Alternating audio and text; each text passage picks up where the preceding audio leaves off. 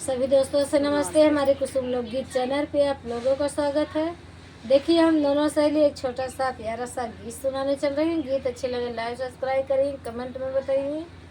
और देखें कि ठंडी बहुत जोर लागत है, यहाँ से गीत नहीं बन पाएगा। आज हमारे लोग चल रही है। गीत अच्छे लगे लाइक सब्सक्राइब करिए। चलो कमेंट में बताइए गीत कैसे लगी। आइए गीत को सुनाती हूँ। अब ठंडी बहुत जोरों शोरों से आएगी यहाँ से। हाँ। आई चक बंदी बनवा गुजर कैसे होई है सजनवा, आई चक बंदी बनवा गुजर कैसे होई है सजनवा, होई है सजनवा हो होई है सजनवा, आई चक बंदी बनवा गुजर कैसे होई है सजनवा, बागा बगैचा सब चक में करी गए, बागा बगैचा सब चक में करी गए, भुला पे लागल सनवा गुजर कैसे होई है सजनवा, ने भुला पे लागल सनवा गुजर कैसे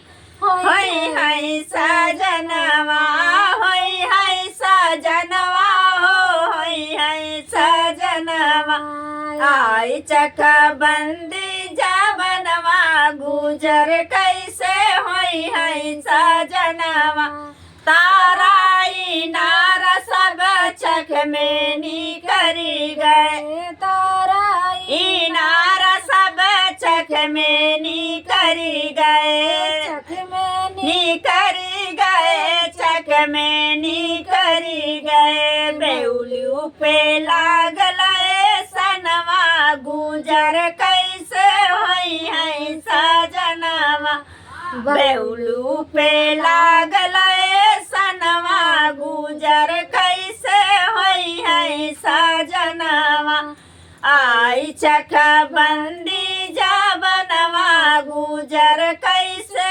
होई है सजनवा, होई है सजनवा हो होई है सजनवा, आई चक बंदी बनवा गुजर कैसे होई है सजनवा, महलाया टारी सब चक में करी गए, महलाया टारी सब चक में करी गए, खिड़कियों पे लागल सनवा गुजर कैसे होई है सजनवा, होई है सजनवा हो होई है सजनवा, खिड़कियों पे लागल सनवा गुजर कैसे होई है सजनवा, आई चक बंदी बनवा गुजर कैसे होई है सजनवा, होई लड़का गदला सब चक में करी गए, लड़का गदला सब चक में करी गए, सैयों पे लागल सनवा गुजर कैसे होई है सजनवा, सैया पे लागल सनवा गुजर कैसे होई है सजनवा, होई है सजनवा हो होई है सजनवा, तोहर पे लागल